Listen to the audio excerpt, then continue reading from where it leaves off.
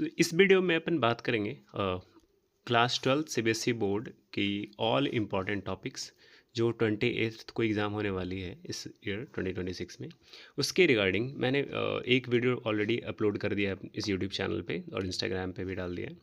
और इस वीडियो में पार्ट 2 है जिसमें सिर्फ अपन ऑर्गेनिक केमिस्ट्री के बारे में बात करेंगे, ठीक है, इंपॉर्टेंट चीज़ें। सो सबसे पहले crucial name reactions chapter wise मैं समझाने का आपको बताने की कोशिश कर रहा हूँ कि haloalkanes and haloarenes. So haloalkanes में जो मोस्ट इंपॉर्टेंट में से वन ऑफ दीज है that is Sandmeyer reaction. तो synthesis of aryl aryl halides जाइजोनियम salt से, है ना, कॉपर वापर जो भी यूज करते हैं लाइट्स, उसके बारे में बात करेंगे। मैंने थोड़ा थोड़ा लिख दिया है बट इसको अपन मेन समझेंगे, जैसे कि फिनक्लिस्टन रिएक्शंस, ये इंपॉर्टेंट है। स्वार्ट्ज रिएक्शन क्या होता है, एल्काइल फ्लोराइड बनाते हैं, है ना। वुड्स की टाइप है, जैसे Wurtz reaction, Wurtz Fittig reaction, है ना, फिटिक रिएक्शन जिसको कपलिंग रिएक्शंस भी बोलते हैं। कपलिंग रिएक्शंस जो सोडियम मेटल्स के साथ यूज होता है वो आपको समझना। फिर क्या important next, Friedl craft reactions, है ना, एल्काइलेशंस और एशाइलेशंस, ये इंपॉर्टेंट है। इंट्रोडक्शंस ऑफ एल्काइल और acyl groups to a benzene ring, है ना।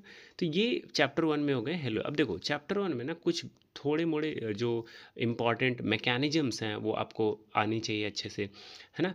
पैरा पोजीशन सब में, ऑर्थो पोजिशन, मेटा पोजिशन की जो एक दी हुई है एनसीईआरटी में भी दी हुई है, उसकी मैकेनिज्म वो कैसे काम करती है वो आपको इजीली हो जाएगा। देखो, सो ऑर्गेनिक केमिस्ट्री पे अगर कंट्रोल करना है यानी कमांड करनी है तो आपको क्या करना पड़ेगा, सबसे पहले आपको समझने पड़ेंगे पूरे ऑर्गेनिक कंपाउंड्स में एक core cheese and that is mechanism. Mechanism अगर आपको आता है, रिएक्शंस कैसे क्या हो रहा है, कैसे लोन पेयर से आगे स्विच कर रहा है, कैसे कैटायंस एनाइन पे अटैक कर रहे हैं, कैसे लोन पेयर दूसरे कार्बोकैटायन पे अटैक कर रहे हैं, पॉजिटिव चार्ज पे अटैक कर रहे हैं, ये सब चीज़ें आपको अगर आ गई, हेलो हेलो एल्केन्स और हेलोइंस आप अच्छे से जानते हो, तो आगे वाले चैप्टर्स में बस आपको जो बेसिक्स याद करने वाली चीज़ें हैं, रिएक्शंस में आपको बहुत ज़्यादा नहीं परेशानी होगी क्योंकि आप उसको मैकेनिज्म्स के थ्रू समझ सकते हो।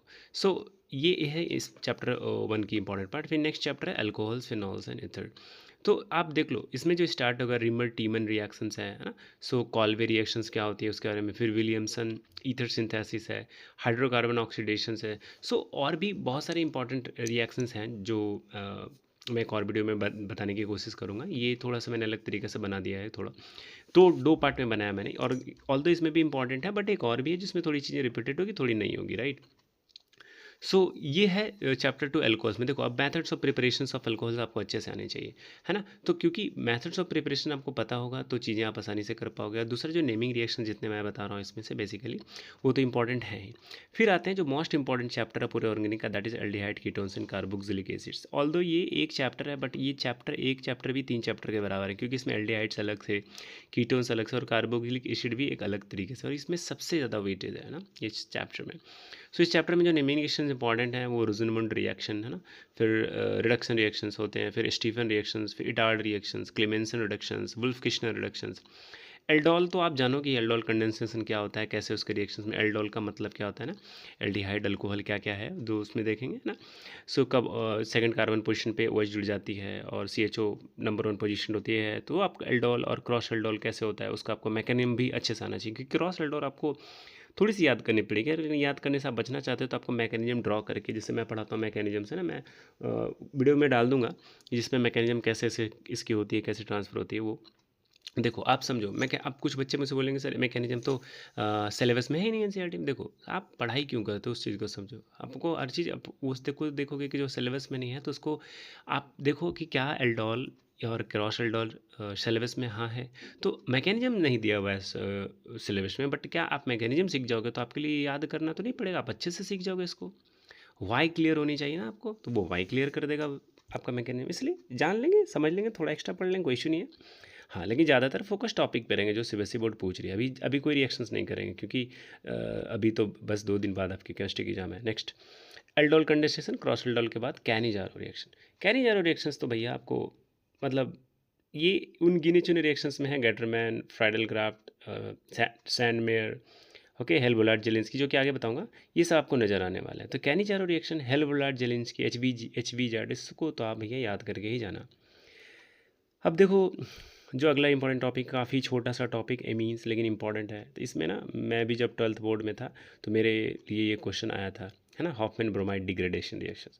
सो एमीन्स में Gabriel phthalimide synthesis, Hoffmann bromide degradation और कार्बाइल एमीन रिएक्शंस, ये इंपॉर्टेंट है। कपलिंग रिएक्शंस इंपॉर्टेंट है, ठीक है, तो ये सब चीज़ें आपको अच्छे से पता होनी चाहिए। नेक्स्ट मैं बात कर रहा हूँ कि आपको high yield general topics and mechanism.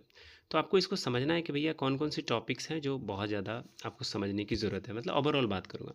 तो कोर मैकेनिज्म्स जैसे क्या होता है, आपको पता होना चाहिए कि मैकेनिज्म्स किसका क्या रिएक्शंस का। फिर SN1 और SN2 में भैया आप कल के एग्जाम के लिए, मतलब 28 के जो एग्जाम होने वाले केमिस्ट्री बोर्ड के लिए, आप जिस भी ईयर में रहो, ये याद रखना कि जब तक ये हेलो एल्केन्स और हेलोरीन्स है, SN1 और SN2 मैकेनिज्म से क्वेश्चन आएंगे। आपको कंपाउंड दे दिया जाएगा और उसमें पूछेगा कि which is more reactive regarding SN1 SN2, या ज़्यादातर SN1 SN2 के तो आपको नीड ही है, आपको डिफाइन भी करने आ सकता है। चांसेस कम है कि डिफाइन है, लेकिन आ सकता है, बट मैं आपको बोलूँगा कि आप पढ़ के जाओ। ठीक है, next acid catalysed hydration of इथिन और इथेनॉल, ये भी इंपॉर्टेंट है। ओके, फिर इसका हाइड्रेशन, तो दूसरा इसका acid catalysed dehydration of ethanol to ethene, वो आपको पता होना चाहिए। न्यूक्लियोफिलिक एडिशंस कैसे होते हैं कार्बोनाइल कंपाउंड्स को, आपको पता होना चाहिए। हाँ, देखो आप जान लो कि केमिकल टेस्ट में ना जो एक 5 मार्कर्स बारे में या 3 मार्कर्स में कंपाउंड से होते हैं कि find the compound A when react with this form B and C, इस तरीके से कंपाउंड्स होते हैं। तो उसमें ना आपको एक क्वेश्चन देखेंगे, the compound reacts gives Tollens test. Tollens test, ये टॉलेंस टेस्ट देता है ना, फिर आइडोफॉर्म टेस्ट देता है। तो आइडोफॉर्म टेस्ट देता है, इसका मतलब क्या होगा, CH3CO ओ ग्रुप इसमें अवेलेबल होगा। आइडोफॉर्म टेस्ट दे रहा है, फिलिंग सॉल्यूशन टेस्ट दे रहा है, टॉलेंस टेस्ट दे रहा है। तो इसके रिगार्डिंग जो एल्डिहाइड्स कीटोन में इंपॉर्टेंट है, टॉलेंस टेस्ट और फिलिंग सॉल्यूशन तो भैया बहुत ही ज़्यादा एक्सट्रीमली इंपॉर्टेंट है पूरे टेस्ट में। और आइडोफॉर्म टेस्ट, तो मैं अगर बात करूँ इस तीनों में सबसे ज़्यादा इंपॉर्टेंट कौन था, तो Tollens test most important, second is iodoform test, third is Fehling solution test. तो इसमें आपको याद होना चाहिए, राइट। फिर हिंसबर्ग टेस्ट, ये थोड़ी ठीक है, आप देख लेना। Ferric chloride test, okay.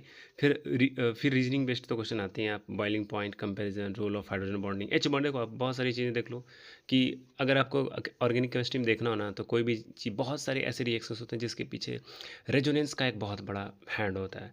तो ये तो इंपॉर्टेंट है। और बाकी में आप अल्फा हाइड्रोजन के बारे में अच्छे से जानना, क्या क्या होती है, एसिडिक स्ट्रेंथ के बारे में, फिनॉल और अल्कोहल में क्या क्या है वो सब चेक करना है। बेसिसिटी ऑफ अमीन्स, ऑर्डर जो होते हैं, ये सब सारे इंपॉर्टेंट क्वेश्चन हैं। तो इस वीडियो में इतना ही, एक मैं और वीडियो बना दूंगा ऐसे। इसमें मैंने काफ़ी अलग तरीके से थोड़ी बात की, बाकी मैं एक जनरलाइज तरीके से बात करूँगा ऑर्गेनिक के इंपॉर्टेंट पार्ट्स, इस भी आपको काफ़ी हेल्प करने वाला है। वो वीडियो इससे थोड़ा सा वैसा ही होगा ऑलमोस्ट, मैं आपको अभी जस्ट अपलोड कर रहा हूँ। बाकी आप इसको यहाँ तक देखने के लिए थैंक्स।